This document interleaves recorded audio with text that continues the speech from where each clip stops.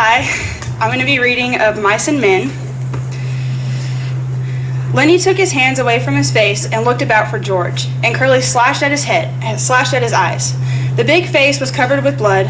George yelled again, "I said get him!" Curley's fist was swinging when Lenny reached for it.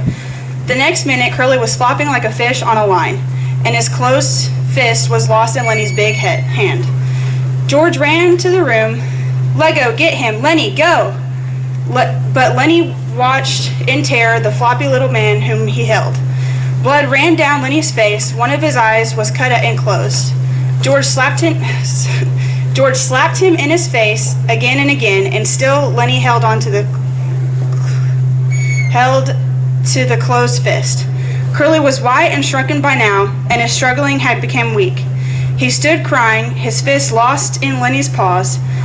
George shouted over and over, "Lego, his hand! Lenny, Lego! Slim, come help me while the guys got any hand left." Suddenly Lenny let his hold.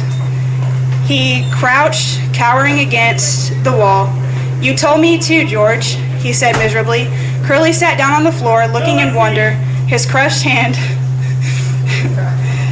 Slim and Carlson bent over him. Then Slim straightened up and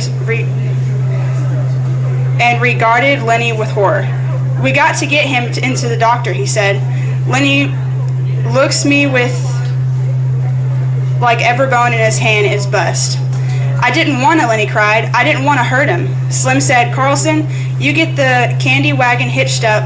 We'll take him into Tarleton and get him fixed up."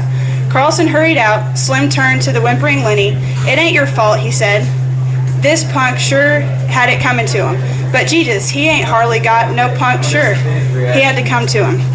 But Jesus, he ain't hardly got no hand left." Slim hurried out and in a moment returned with 10 cup of water.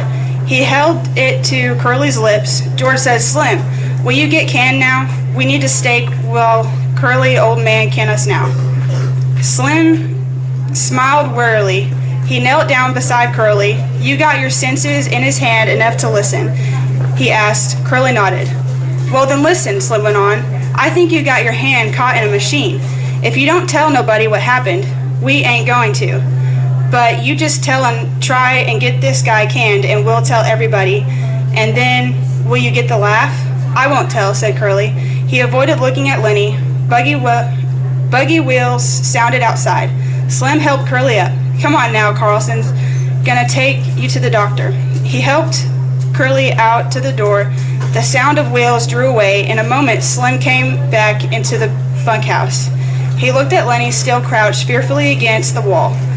"Let's see your hands," he asked. Lenny stuck out his hands. "Christ almighty, I hate to have you mad at me," Slim said. George broke in. "Lenny was just skirt," he said. He explained. "He didn't know what to do. I told you nobody ought never to fight him." "No, I guess it was Candy I told." Candy nodded solemnly. "That's just what you done," he said. "Right this morning when Curley first lit until your friend, you says he better not fool with Lenny if he knows what's good for him. That's just what you says to me." George turned to Lenny. "It ain't your fault," he said. "You don't need to be scared anymore. You done just what I told you to. Maybe you better go in the washroom, clean your face. You look like hell." Lenny slimed with his bruised mouth.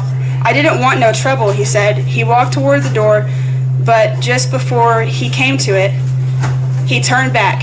"George, what you want?" "I can't still tend to the rabbits, George." "Sure. You ain't done nothing wrong. I didn't mean to harm."